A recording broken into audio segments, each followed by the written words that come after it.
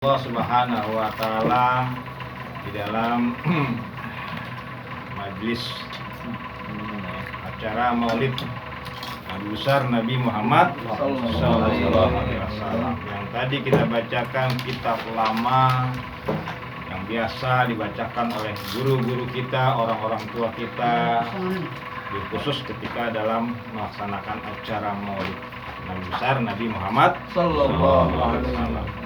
Kalau kita hanya baca beberapa lembar, tapi mudah-mudahan itu sudah menjadi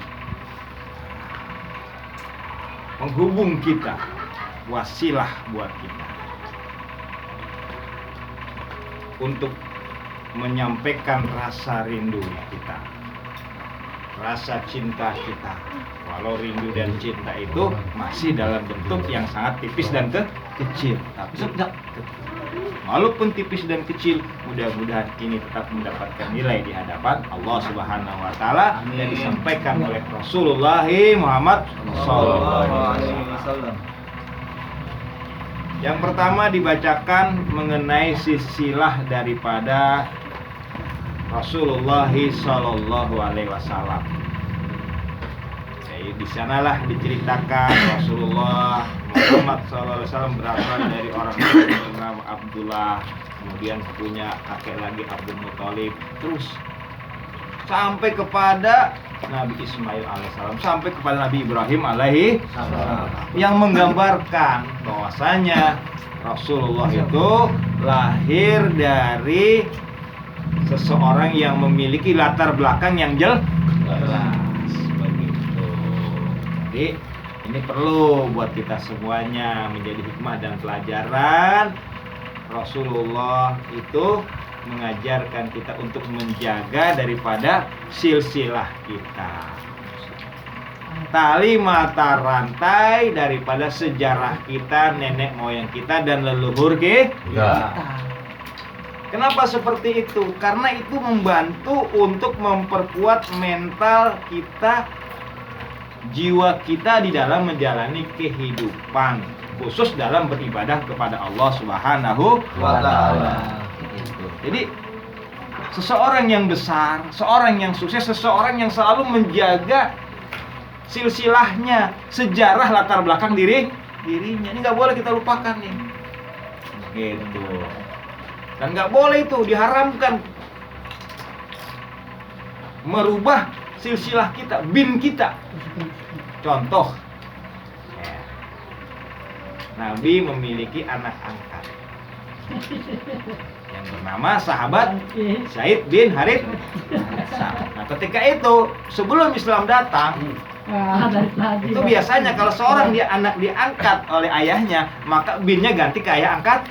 Ini nggak boleh, kata Allah, tidak boleh, haram, dibenci sama Allah Subhanahu wa taala. Kalau kita merubah silsilah, ini pentingnya nih. Berarti ada pelajaran penting yang terkandung di dalamnya, harus kita kaji dan teliti. Seperti nggak boleh, tetap harus nggak boleh Zaid bin Muhammad, tidak boleh, tetap Zaid bin Harith, karena bapaknya bernama Harith. Sahabat-sahabat yang dirahmati Allah Subhanahu. Itu pelajaran yang pertama yang bisa kepetik dari lembaran pertama yang tadi dibacakan oleh sahabat kita, saudara kita, ya, daripada Ahina Aba Arif. Itu seperti itu. Itu mengajarkan kita silsilah. Jadi jaga tuh silsilah. Kampung halaman kita jaga itu sejarah-sejarah latar belakang kita yang dari Betawi dijaga sampai habis sejarah orang Betawi. Sejarah orang Bogor jaga. Sejarah orang tanah Pasundan dijaga, orang Jawa dijaga, orang Madura, Bali, ya, terus sampai ke Nusa Tenggara, Kalimantan dan sampai Sumatera. Seperti kasus di Pulau Rempang, harus dijaga karena memang Islam mengajarkan harus dijaga silsilah itu, jangan sampai dirusak. Kalaupun memang diperlukan untuk sesuatu urusan yang sangat penting untuk kemaslahatan umat, harus dimuasyarahkan secara baik. Jalan musyawarah.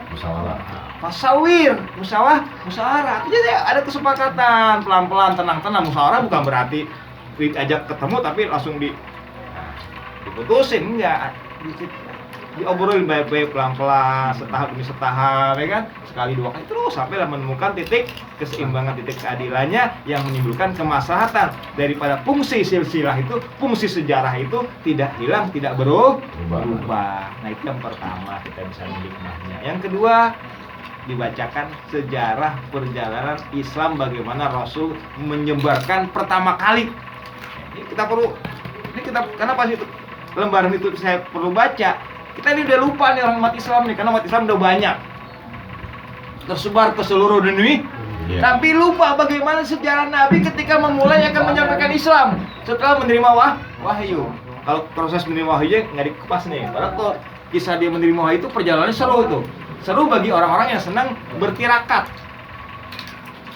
orang yang senang mengkaji diri. Nah, kalau orang yang senang mengkaji diri itu bisa dibaca di dalam kisah sirah ketika Nabi berada di Gua Hiro selama 5 tahun dengan proses bertahap-tahap. Jadi Islam itu lahir dari Gua Hiro, jangan salah. Jadi jangan nanti mentang-mentang sudah ada masjid yang ditetapkan sebagai sarana pengganti pendekatan diri kepada Allah, itu kita haramkan, enggak juga. Memang ada larangan-larangan tertentu. Karena itu beresiko. Masih kasihlah masjid untuk orang mendekatkan diri kepada Allah, untuk mengkaji diri, menempa diri di dalam masjid. Untuk umat-umat umumnya seperti itu. Tapi kalau ada yang host, silakan saja kalau sudah memenuhi syarat-syarat nilai-nilai syariat. Nah, yang dibacakan tadi kisah bagaimana Nabi memulai dakwah. Nih,